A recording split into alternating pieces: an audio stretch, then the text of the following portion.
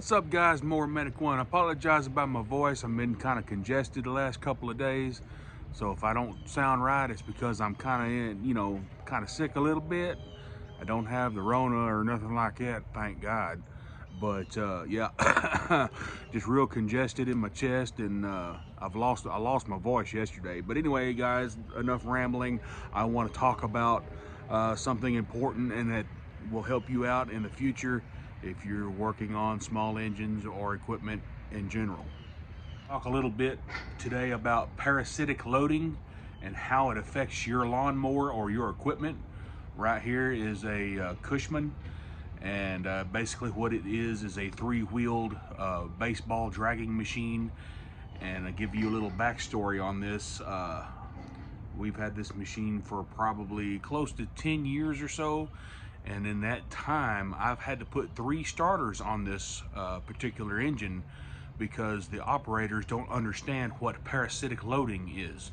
Let me show you. This particular engine is the 16 horsepower VTwin Vanguard, and it's not PTO driven. It doesn't have anything coming off the front of the flywheel or anything like that.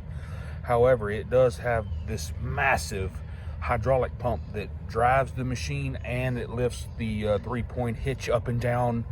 And the way you're supposed to start this thing, you're supposed to unload all the belts and get everything, the tension off of the double stack pulley, and it's got 2 5/8 inch belts under this cover. But it's so simple. All you have to do is reach down and push this lever, and it catches right here, and that will unload the engine so that you can start it. What happens is these operators don't do that, and it puts way too many amps on the starter because it's trying to turn everything at one time. But let's go ahead and give it a spin. Cranks right up.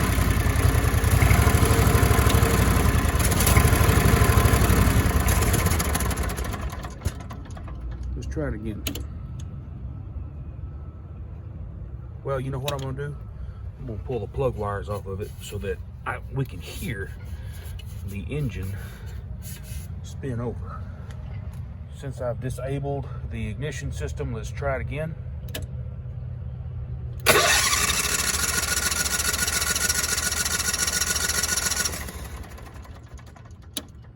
Spins over with absolute ease. And I want to show you the difference it makes in the starter draw. And I think you'll be able to hear it pretty good.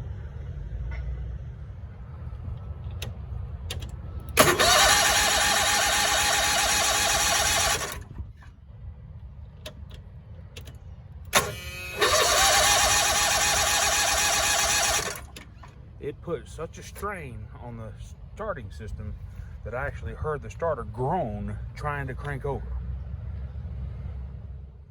As you can tell, this thing literally lives in a dust storm of red dirt. And as you can tell, I've got a valve cover that needs to be resealed. Here is another good example of parasitic loading. Even though it's just a 5.5 horsepower GX160 coupled to an air compressor, when this thing is pumped up and you have pressure pushing against all the pistons in the compressor, this thing, you can't start it. Once you stop it, you have to do the compression release on the pump. I mean, it just is so you can't pull it through to get it starting fast enough until you unload it. Now it'll crank right up.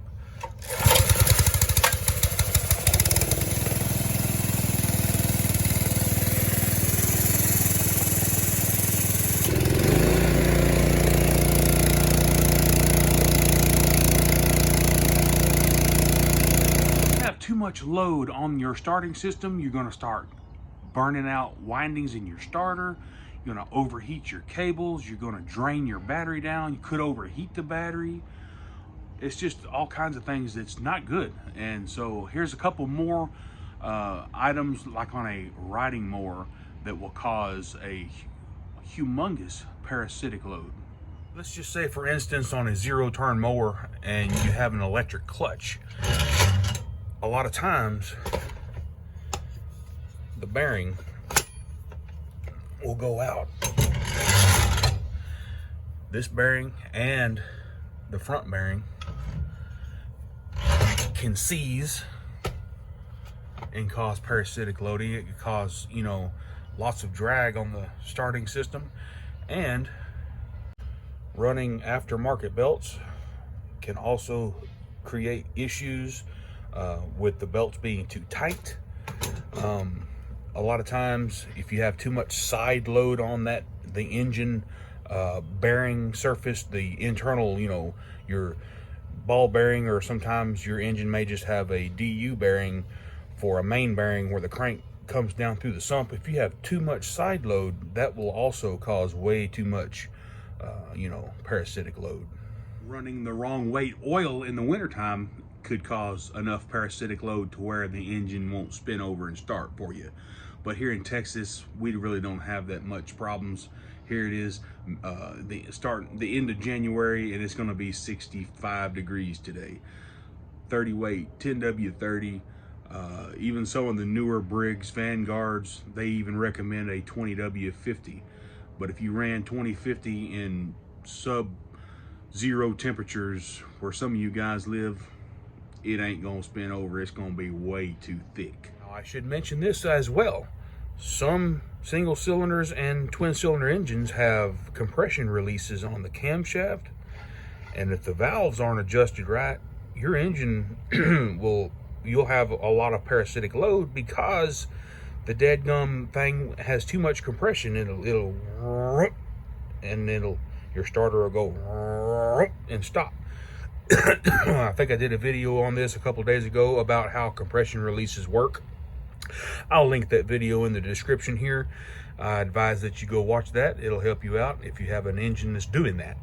But anyway, guys, that should cover pretty much all of the parasitic load issues. But other than that, we should be good to go.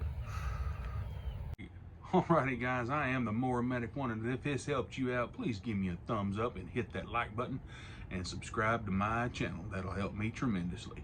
While you're there, go ahead and click the bell. I appreciate each and every one of you, and we'll see you on the next one.